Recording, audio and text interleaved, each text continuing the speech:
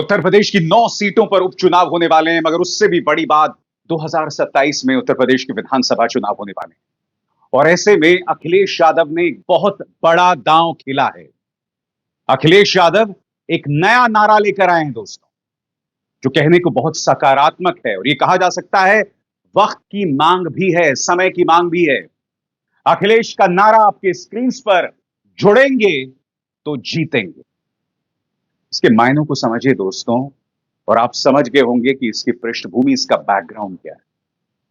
क्योंकि भारतीय जनता पार्टी अब महाराष्ट्र, झारखंड, और न सिर्फ महाराष्ट्र झारखंड, मैं दावे के साथ कह सकता हूं अगले 3-4 सालों तक बटेंगे तो कटेंगे के नारे का इस्तेमाल करने वाली है।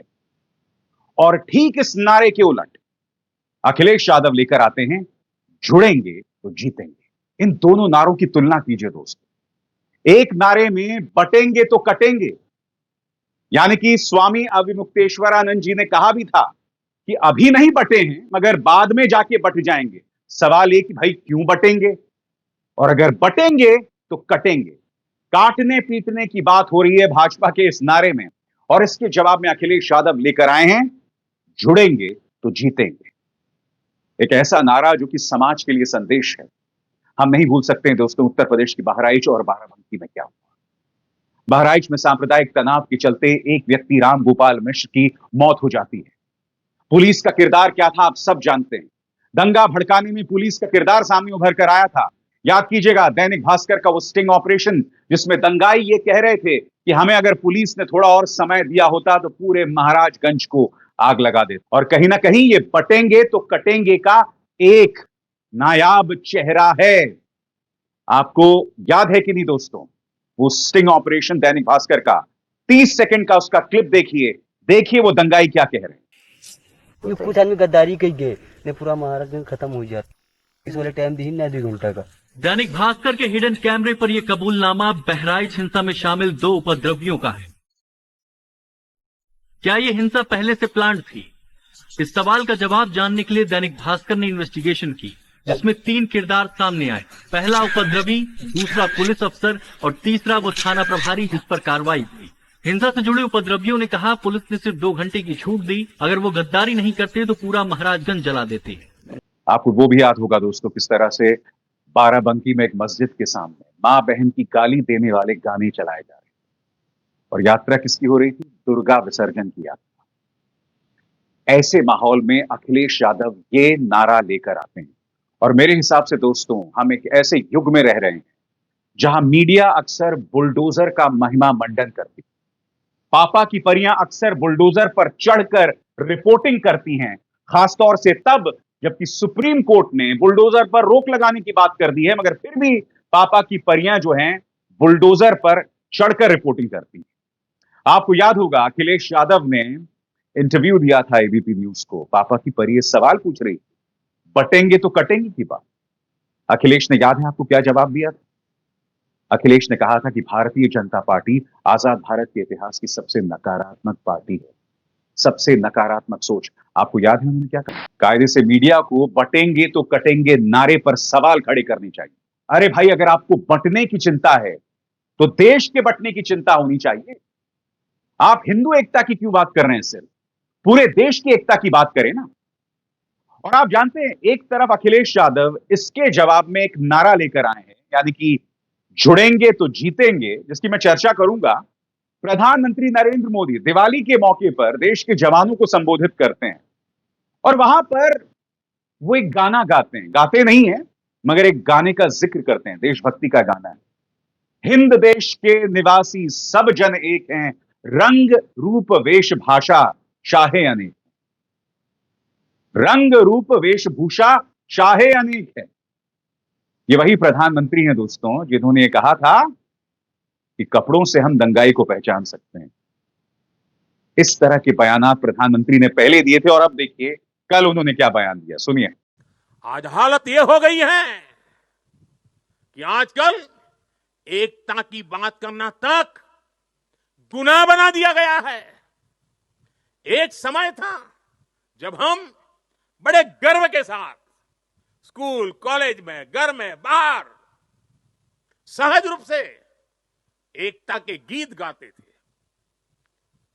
जो पुराने लोग हैं उनको पता है हम क्या गीत गाते थे।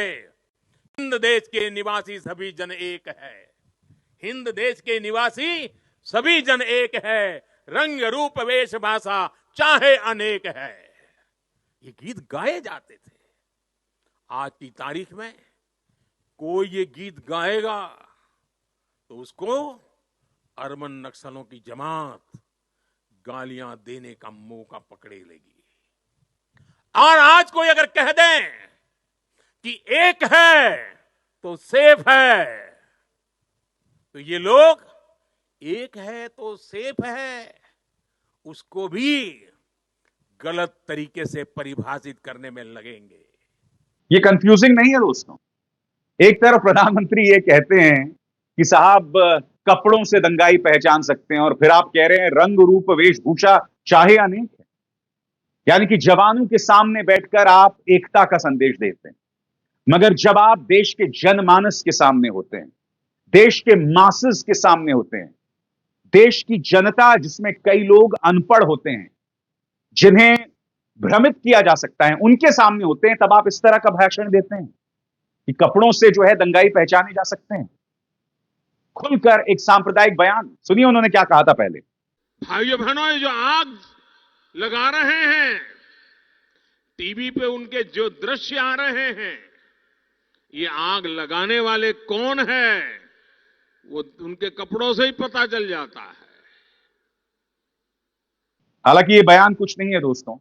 आप जानते हैं प्रधानमंत्री नरेंद्र मोदी को गौरव हासिल है ये सब कहने का कि भाई तुम्हारा मंगलसूत्र छीन के उनको दे देंगे, ज्यादा बच्चा पैदा करने वालों को दे देंगे, मुसलमानों को घुसपैठिया बताया। और आपको याद है ये जो बटेंगे तो कटेंगे वाला नारा है, मुख्यमंत्री आदित्यनाथ ने दिया। सबसे पहले आपने उनके मुंह से सुना। वही जहर भाजपा के बाकी मुख्यमंत्री उगलते रहे, मसलन हेमंत बिस्व शर्मा। और फिर प्रधानमंत्री भी महाराष्ट्र में उसी नारे का जिक्र करते हैं। वो जिक्र करते हैं कि देखिए कांग्रेस का जो वोट बैंक है वो तो नहीं बंटने वाला है, इसलिए हमें भी नहीं बंटना है। प्रधानमंत्री होते हुए आप हिंदुओं और मुसलमानों में बंटवारे की बात कर रहे हैं। कायदे से आपको सबके एकता की अपील करनी चाहिए थी, क्योंकि बटेंगे तो कटेंगे का नारा राहुल गांधी या अखिलेश यादव ने मुसलमानों के लिए नहीं दिया। वो कभी इस तरह के विभाजित करने वाले बयान नहीं देते। मगर प्रधानमंत्री ने महाराष्ट्र में क्या कहा था, आप खुद सुनिए। कांग्रेस जानती है कि उसका वोट बैंक तो एक रहेगा, लेकिन बाकी लोग आसानी से बढ़ जाएंगे, टुकड़े हो जाएंगे। इसलिए कांग्रेस और उसके साथियों का एक ही मिशन है, समाज को बांटो, लोगों को बांटो और सत्ता पर कब्जा करो। इसलिए हमें अतीत से सबक लेना है। हमें हमारी एकता को ही देश की ढाल बनाना है। हमें याद रखना है, अगर हम बटेंगे तो बांटने वाले महफिल सजाएंगे। तो प्रधानमंत्री वो अंग्रेजी में ना, ही वेयर्स मेनी हैट्स, कई टोपियां पहनते हैं। कभी टोपी पहनकर वो ये कहते हैं कि हमें सबको सांप्रदायिक तौर पर एकजुट रहना चाहिए। वो सर्वधर्म संभाव की बात करते हैं। मुझे याद है पोलैंड गए थे तो वहां पर वसुदैव कुटुंबकम की बात कर रहे थे। और फिर कभी कभी वो शमशान कब्रिस्तान की बात करते हैं जब वो अपनी टोपी बदल लेते हैं। तो प्रधानमंत्री इसी तरह से कई टोपियां पहनकर अलग अलग बातें करते रहते हैं। ये बात अलग है, उनका हर भाषण जनता को टोपी पहनाने वाला होता है और इसके अलावा कुछ नहीं। दोस्तों, आपको समझना पड़ेगा कि भारतीय जनता पार्टी बटेंगे तो कटेंगे का नारा लेकर आती है और इसके जवाब में अखिलेश यादव जुड़ेंगे तो जीतेंगे का नारा देते हैं। आपको ये समझना पड़ेगा कि न सिर्फ अखिलेश यादव बल्कि जो पूरा विपक्ष है, पूरा इंडिया गठबंधन जो है, भारतीय जनता पार्टी से मुकाबला करते हुए इनकी चुनौती कितनी गंभीर है। क्योंकि एक तरफ भारतीय जनता पार्टी है जो हर हिंदू को बता रहा है कि तुम खतरे में हो, तुम्हारा वजूद खतरे में है। बार बार उन्हें डराया जा रहा है, धमकाया जा रहा है। हर गुजरते लम्हे के साथ एक हिंदू के मन में यह डाला जा रहा है कि तुम खतरे में हो, तुम पर कोई राज करने आ जाएगा, तुम्हारे घर में कोई घुस जाएगा। एक तरफ तो भारतीय जनता पार्टी का ये प्रयोग और दूसरी तरफ इस तरह का नारा, आपको समझना पड़ेगा दोस्तों कि विपक्ष को बहुत बारीकी के साथ, बहुत सूझ समझ के साथ बीजेपी का जवाब देना है। इसकी एक झलक हमें अखिलेश यादव ने दे दी। अभी कुछ ही दिनों पहले डॉक्टर अमोल कोल्हे, जो कि एनसीपी शरद पवार फैक्शन के सांसद हैं, उन्होंने एक भाषण दिया था, जो भाषण मैंने आपको सुनाया था। मैं चाहूंगा आप सुने डॉक्टर अमोल कोल्हे कह क्या रहे हैं। कायदे से इस तरह से भाषण दिए जाने चाहिए भारतीय जनता पार्टी की नफरती सियासत के जवाब। सुनिए। बटेंगे तो कटेंगे कहने वालों, जरा हमें ये भी बता दो। बटेंगे तो कटेंगे कहने वालों, हमें जरा ये भी बता दो, क्यों काटा महाराष्ट्र के युवाओं का रोजगार और बांट दिया गुजरात को। 5.5 लाख कोटीची गुंतवणूक केली भावाहू, लाखों तरुणांच्या हातचा रोजगार गेला, तो बटेंगे तो कटेंगे कहने वालों, जरा ये भी बता दो, क्यों काटा महाराष्ट्र के युवाओं का रोजगार और बांट दिया गुजरात को। क्यों काटा किसानों के कर्ज माफी का हक और बांट दिया चुनिंदा पूंजीपतियों को। 26 लाख कोटीचं कर्ज माफ झालं ठराविक उद्योगपतींचं, पण तुमच्या 7-12 कोरा झालेला नाही। आणि म्हणून हा प्रश्न है, क्यों काटा किसानों के कर्ज माफी का हक और बांट दिया पूंजीपतियों को। क्यों काटा मराठी पार्टियों को और बांट दिया आपने सत्ता के दलालों को। जी हां, जब कोई बटेंगे तो कटेंगे की बात करे तो उन्हें बतलाएं कि किस तरह से लोगों के अवसर को काट के कहीं और दे दिया गया, किस तरह से गरीब के हाथ से छीनकर परम मित्रों को दे दिया गया, किस तरह से इस व्यवस्था में यानी इस शासन में कुछ धन्ना सेठ उनका निजाम चलता है, बाकी सब हाशिए पर। तो जो बात डॉक्टर अमोल कोल्हे ने कही है वो भाजपा की नफरती सियासत का वाजिब जवाब। मगर आपको समझना पड़ेगा दोस्तों, ये जो अखिलेश ने नारा दिया है ना, इसके मायने क्या है। जुड़ेंगे तो जीतेंगे, इस नारे को सिर्फ आप समाजवादी पार्टी या इंडिया गठबंधन की सिर्फ जीत तक सीमित मत रखिए। अखिलेश यादव पूरे समाज को संदेश दे रहे हैं कि आइए हम सब जुड़ें, क्योंकि जब हम सब जुड़ेंगे तो जाहिर सी बात है समाज में अमन होगा, समाज में काम करने का माहौल बेहतर होगा, समाज में तनाव कम होगा। और जब समाज में तनाव कम होगा तो फॉरेन डायरेक्ट इन्वेस्टमेंट आएगा, विदेशी निवेश आएगा। अभी हाल ही में मैं वित्त मंत्री निर्मला सीतारमण को यह कहते हुए सुन रहा था कि भाई देश में विदेशी निवेश क्यों नहीं आ रहा है। इसलिए नहीं आ रहा है क्योंकि आप फॉरेन इन्वेस्टर्स में विश्वास पैदा नहीं कर पा रहे हैं। हमारे देश में मांस खाने के अपराध में लोगों को मौत के घाट उतार दिया जाता है। यह कहा जाता है कि यह गोमांस खा रहा है, जबकि वो सही भी नहीं है।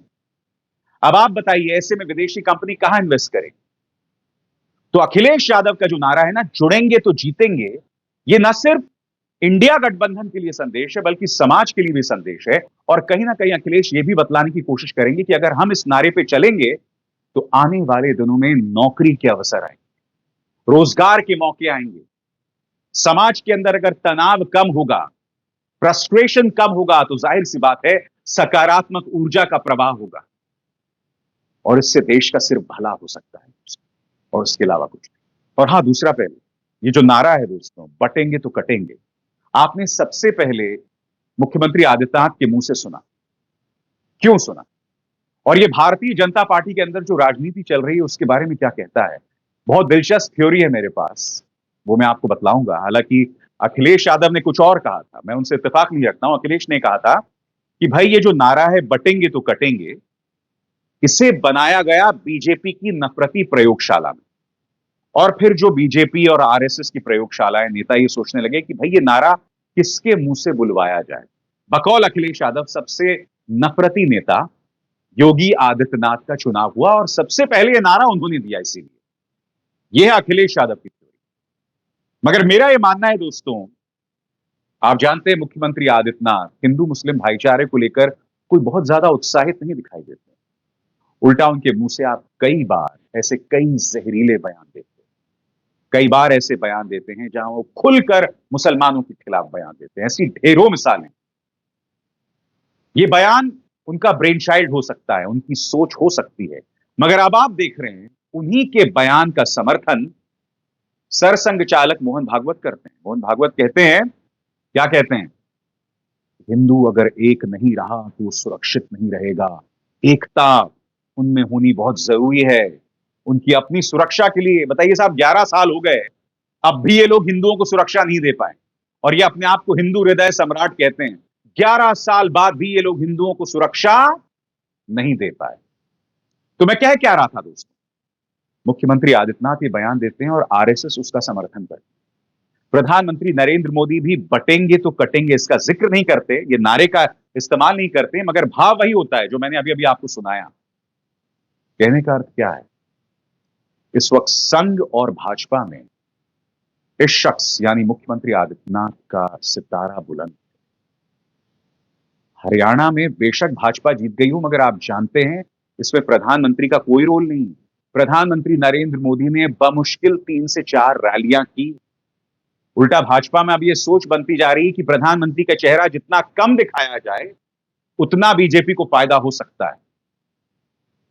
अगर, और ये बहुत बड़ा अगर है, क्योंकि जाहिर सी बात है मैं भविष्यवाणियां कभी नहीं करता, महाराष्ट्र में अगर बीजेपी हार गई और करारी हार हुई, इसकी गुंजाइश मुझे कम दिख रही है, क्योंकि अघाड़ी वाले कई गलतियां कर रहे हैं, मौका दे रहे हैं, और कुछ जानकारों के मुताबिक तो सत्ता परात में भी दे रहे हैं बीजेपी गठबंधन को। अब ऐसा होगा या नहीं होगा मैं नहीं जानता हूं। तो कहने का अर्थ यह कि अगर महाराष्ट्र में बीजेपी गठबंधन हार जाती है, झारखंड में भी चुनाव के नतीजे उनके हिसाब से नहीं आते हैं, तो जाहिर सी बात है संघ हो या बीजेपी, उनके अंदर सुगबुगाहट शुरू हो जाएगी प्रधानमंत्री नरेंद्र मोदी के नेतृत्व को लेकर। हम इंतजार करना पड़ेगा जो 9 सीटों में उपचुनाव होने वाले हैं। बाय द वे, उन 9 सीटों के उपचुनाव में प्रधानमंत्री की मौजूदगी शून्य है। मोदी जी कहीं नहीं दिखाई दे रहे हैं। यह सिर्फ मुख्यमंत्री आदित्यनाथ का शो है। बहराइच में दंगे करवाए गए, बाराबंकी में वही माहौल पैदा करने की कोशिश की गई, इस बीच बटेंगे तो कटेंगे का नारा लाया गया। जाहिर सी बात है दोस्तों, ये एक तजुर्बा है और निशाना वो 9 सीटों के उपचुनाव है। तो स्वाभाविक सी बात है इस वक्त मुख्यमंत्री आदित्यनाथ की एक सोच चल रही है, इसका अनुसरण धीरे धीरे राष्ट्रीय तौर पर बीजेपी कर रही है, और धीरे धीरे सीन से प्रधानमंत्री नरेंद्र मोदी हट तो नहीं रहे हैं, मगर उनके लिए मुश्किलें पैदा हो रही। मगर आप जानते हैं प्रधानमंत्री नरेंद्र मोदी, जिसे कहते हैं खांटी राजनेता है, उतनी आसानी से पीछे नहीं हटने वाले। इसीलिए भारतीय जनता पार्टी की जो अंदरूनी राजनीति है वो बहुत दिलचस्प होगा। बहरहाल जो भी है दोस्तों, अखिलेश का यह नारा कि भाई जुड़ेंगे तो जीतेंगे, ये बहुत ही सकारात्मक नारा है। इसे हमें एक सिर्फ राजनीतिक नारे के तौर पर नहीं देखना चाहिए, ये वक्त की जरूरत है, और मुझे लगता है एक बोल्ड नारा है। कायदे से बोल्ड नहीं है ये, मगर जो पॉलिटिकल पार्टी हमें बांटने काटने की बात कर रही हो, उसके मुकाबले नारा तो बोल्ड ही कहा जाएगा ना। अभिसार शर्मा को दीजिए इजाजत। नमस्कार।